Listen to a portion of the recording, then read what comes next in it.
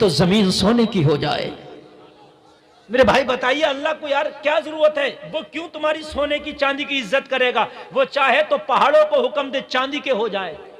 بولو ہے کہ نہیں ہے؟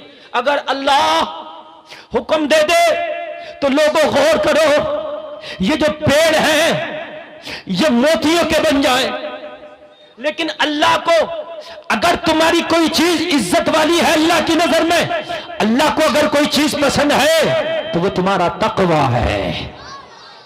اگر غریب انسان متقی ہے تو اللہ کی نظر میں عزت والا ہے، کالا انسان اگر متقی ہے اللہ کی نظر میں عزت والا ہے، دیہاتی انسان اگر متقی ہے تو اللہ کی نظر میں عزت والا ہے، غریب انسان متقی ہے اللہ کی نظر میں عزت والا ہے، مزدوری کرنے والا متقی ہے اللہ کی نظر میں عزت والا ہے۔ وہ لوگوں آگے اور سنو، چاہے تمہارے گھر میں کھانے کے نہیں ہے لیکن اگر تقوی ہے تو اللہ کی نظر میں عزت والے ہو۔ وہ لوگوں غور کرو، ارے پیسہ تو ابو لہب کے پاس تھا، کعبے کا کیشیئر تھا، چہرہ شرارے مارتا تھا، بڑا خوبصورت تھا، مگر اللہ نے قرآن میں اس کی مذمت کی ہے۔ لوگوں ذرا غور کرو، لوگوں ذرا غور کرو، پاور تو ابو جہل کے پاس تھی مگر مٹ گیا، آج اس کا کوئی نام لینے والا نہیں ہے۔ لوگوں ذرا غور کرو، لوگوں ذرا غور کرو، ارے مکہ کے بڑے بڑے سردار جن کے پاس بڑے بڑے پیسے تھے لیکن آج ان کا کوئی نام لینے والا نہیں ہے۔ اگر تاریخ میں نام آتا ہے تو اس کا آتا ہے جس کا چہرہ کالا تھا، بدن پہ ٹاٹ کا لباس تھا، لوگوں کی بکریاں چراتا تھا، نام بلال تھا۔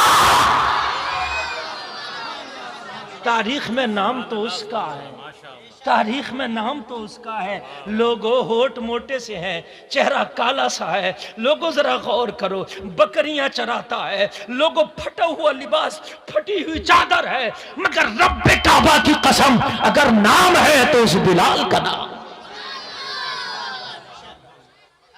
اس کا نام ہے۔ اور میرے بھائیو یہ دنیا کی چند دن کی زندگی ہے، آپ اس زندگی کے لیے مال اکٹھا کرنے کے لیے اپنے بھائی کا گلا دبا لیتے ہو؟ اس دنیا میں آپ اچھی زندگی گزارنے کے لیے سود کے ذریعے سے پیسہ حاصل کر لیتے ہو؟ اس دنیا میں تھوڑے سے آرام کے لیے قبر کی زندگی کو بھول جاتے ہو؟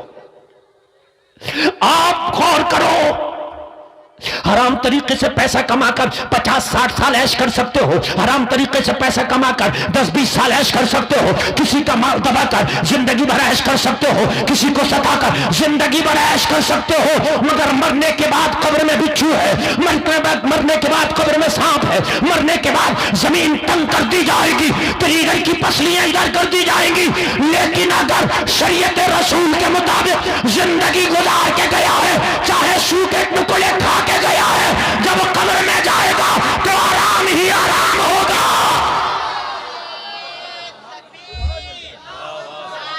ذرا زور سے بولو یار۔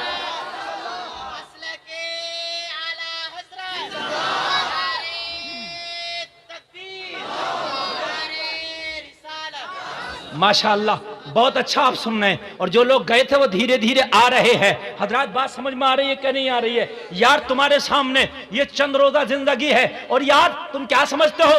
دیکھو نبی کی حدیث ہے، میرے نبی فرماتے ہیں، علامہ ابی صاحب قبلہ بیٹھے، نبی نے اشارہ فرمایا، میری جو امت ہے اس کی عمر 70 اور 60 کے درمیان ہوگی۔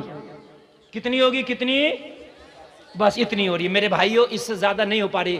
وہ اکا دکا کوئی چلا گیا اوپر وہ الگ بات ہے نا، اکا دکا چلا گیا، 50-60 سال کی، 60 اور 70 سال کے درمیان ہی انتقال ہو جاتا ہے۔ اتنی سی زندگی کے لیے تو نے حرام پیسہ کما لیا، یہ کما کے تو چلا گیا، تیرے بیٹے، تیری اولاد، تیری نسلیں اس پیسے کا استعمال کر رہی ہیں، قبر میں پٹائیاں تیری ہو رہی ہے۔ کتنا خطرناک معاملہ ہے ذرا مجھے بتا تو۔ اور میرے پیارے اپنے بھائی کا اگر 1 روپیہ بھی تو نے مار لیا ہے، اگر اپنے بھائی کا تو نے 1 سکے کا حق بھی مار لیا ہے، پوری زندگی سجدے کر کے گیا ہے، میدان محشر میں جنت نہیں مل سکتی جب تک کہ اس کا حق ادا نہیں کرے گا۔ انسان کہتا ہے یار اچھا بہت سے لوگ ایسے ہیں، کسی سے قرضہ لے لیا اور قرضہ لینے کے بعد، حضرت توجہ فرمائیے گا، قرضہ لے لیا اور قرضہ لینے کے بعد اگر اس سے کھٹ پٹ ہو گئی، کھٹ پٹ جانتے ہو مطلب، کھٹ پٹ مطلب بگڑ گئی ہیں، تو کہتا اب نہیں دوں گا، جو تجھ سے ہو وہ کر لیے، تیرا 1 روپیہ نہیں دوں گا، کہتا کہ نہیں کہتا. اور کچھ لوگ تو بلکہ لے کے حضرت سے فرمانے معاملات بگاڑ لیتے ہیں، جب بگاڑ لوں گا تو دینے ہی نہیں پڑیں گے، ہے نا. مگر سن، یہاں کی عدالت پروف مانگے گی، تو نے دیا تھا پروف دے. اور جب وہاں رب تیرا فیصلہ کر رہا ہوگا تو تیرا پروف یہ کرامن کاتبین جمع کر رہے ہیں، نوٹ کر رہے ہیں کس کا مار کے گیا ہے. تیرا دشمن بھی ہے اور اگر اس کا 1 روپیہ بھی ہے تو دشمنی نہ دیکھ، اس کا سکہ واپس کر لے، ورنہ میدان محشر میں جنت سے محروم کر دیا جائے گا. اچھا ایک بات بتاؤں میں آپ کو، آگے سے لے کے پیچھے تک سنیں اور نبی کی ذرا سیرت دیکھیں. میرے نبی کو جب مکہ والوں نے پلان کر لیا کہ مکہ میں نہیں رکنے دیں گے، محمد کا معاذ اللہ مرڈر کر دیں گے، 40 لوگ تلواریں لے کے آگئے، میرے نبی کے گھر کو چاروں طرف سے گھیر لیا. توجہ کرنا ایک بات بتا رہا ہوں، کیا کر لیا؟ زور سے بولو، کیا کر لیا؟ گھیر لیا چاروں طرف سے. نبی کے پاس رب کا حکم آ گیا، اے میرے نبی اب تو مکہ چھوڑ کے نکل اور مدینہ پہنچ. ہے نا، یہی بات ہے کہ نہیں ہے؟ میرے نبی کے پاس کچھ امانتی تھی مکہ والوں کی. کس کی تھی؟ زور سے بولو، کس کی؟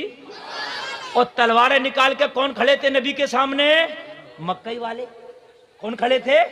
مکئی والے کھڑے تھے نا، باہر کے لوگ نہیں آئے تھے.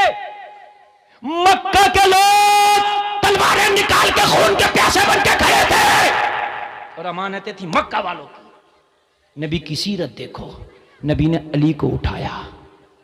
آج کا ہوتا تو کہتا یہ میرا مرڈر کرنے کے لیے آئے ہیں، علی 1 روپیہ نہیں دیا جائے گا، ہے نا. آج کا کوئی ہوتا تو کہتا 1 روپیہ نہیں دیا جائے گا، سب کا لے کے بھاگیں گے.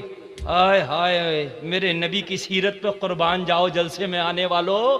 نبی نے علی کو اٹھایا اور علی کو اٹھا کے فرمایا میں جا رہا ہوں، یہ فلاں فلاں کی امانتیں ہیں، یہ فلاں فلاں کے حوالے کر دینا. جو تلواریں اٹھا رہے ہیں نبی تو ان کی امانتیں بھی واپس کر رہے ہیں. تم کیسے ہو اپنے کلمہ پڑھنے والے بھائی کا حق مار لیتے ہو، اپنے پڑوسی کا حق مار لیتے ہو، اپنے بھائیوں کا حق مار کے خوش ہوتے ہو. نبی نے فرمایا تھا علی فلاں فلاں کی امانتیں فلاں فلاں کو دے دینا. تبھی تو مکہ والے نبی کو جادوگر ضرور کہتے تھے، مکہ والے شاعر ضرور کہتے تھے، مکہ والے پتھر ضرور مارتے تھے، مگر کوئی مکہ والا یہ نہیں کہتا تھا کہ محمد عربی امانت میں خیانت کرتے ہیں. غیر بھی کہتا تو یہ کہتا تھا محمد امین ہے، محمد سچ ہے.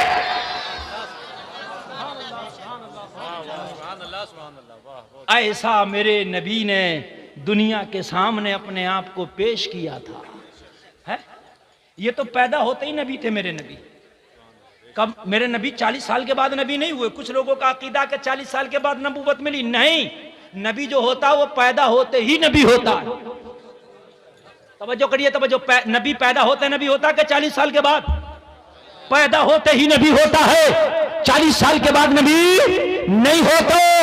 مگر نبی نے لوگوں کو بتایا 40 سال کے بعد کہ میں نبی ہوں. کتنے سال کے بعد بتایا؟ اور 40 سال تک نہیں بتایا ہے نبی. میری جیب میں 500 کا نوٹ ہے، میں نہیں بتا رہا، آپ کو کیا پتا کتنے کا نوٹ ہے، 2000 کا کہ 500 کا. لیکن اگر 1 گھنٹے کے بعد بتاؤں 500 کا نوٹ ہے تو کیا 1 گھنٹے کے بعد نوٹ آیا یا ابھی سے ہے؟ ارے ابھی سے ہے نا، پہلے سے ہے نا. وہ الگ بات ہے، میں اعلان بعد میں کر رہا ہوں. نبی پہلے سے ہے، اعلان 40 سال کے بعد کر رہے ہیں. اسٹیج والے بولے سبحان اللہ. کیوں یا رسول اللہ؟ اعلان تو آپ کو پیدا ہوتی دنیا میں جب تشریف لائے تو کر دیتے انا محمد الرسول اللہ. کیوں نہیں کیا؟ جواب ملا گلفام، بات کو منوانے سے پہلے ذات کا منوانا ضروری ہے. بات لوگ جبھی مانیں گے جب تمہاری ذات کو مانیں گے. ابھی ایک آدمی آ کے عام آدمی اعلان کر دے کیا صبح کو یہ کام کرنا ہے، آپ بولو گے چھوڑو یار یہ کتنے اعلان ہوتے رہتے ہیں. ابھی مفتی عابد صاحب اعلان کر دیں صبح کو آپ کو یہ کام کرنا ہے تو تو آپ ان کے اعلان پر جان دینے کے لیے بھی تیار ہو جائیں گے، اس لیے کہ کہنے والے کی بات میں دم ہے۔ نبی نے 40 سال تک مکہ والوں کے درمیان رہ کر کے اپنی ذات کا لوہا منوانا۔ مکہ والوں نے دیکھا سچے بھی ہیں، مکہ والوں نے دیکھا امانت دار بھی ہے، مکہ والوں نے دیکھا پڑوسیوں کا حق بھی ادا کرتے ہیں، مکہ والوں نے دیکھا غریبوں پر رحم بھی کرتے ہیں، مکہ والوں نے دیکھا کمزوروں کو سینے سے لگاتے ہیں، مکہ والوں نے دیکھا ایک دوسرے کے حقوق بیان کرتے ہیں اور سب کے حقوق ادا کرتے ہیں، مکہ والوں نے دیکھا ان سے بڑا حق ادا کرنے والا ہمیں مل ہی نہیں سکتا ہے۔ لوگوں ذرا غور کرو، جب 40 سال تک لوگوں نے مان لیا کہ عبداللہ کے بیٹے سے زیادہ سچا دنیا میں کوئی نہیں ہے، تو 40 سال کے بعد میرے نبی اعلان نبوت کر رہے ہیں۔ تبھی تو جب بلال نے کلمہ پڑھا تو بلال سے کہا، اے بلال تو محمد کو جھوٹا کیوں نہیں کہتا؟ ابو جہل خلاف ہے، ابو لہب خلاف ہے، امیہ خلاف ہے، عتبہ خلاف ہے، شیبہ خلاف ہے، مگر بلال تو امیہ کا کوڑا کھا کر بھی مصطفیٰ کا کلمہ کیوں پڑھتے ہو؟ تو بلال نے جواب دیا تھا، اے مکہ والوں کان کھول کے سن لو، میں نے پوری زندگی محمد کو کبھی جھوٹ بولتا نہیں دیکھا۔ جو 40 سال تک جھوٹ نہیں بولا وہ آج کیا جھوٹ بولے گا؟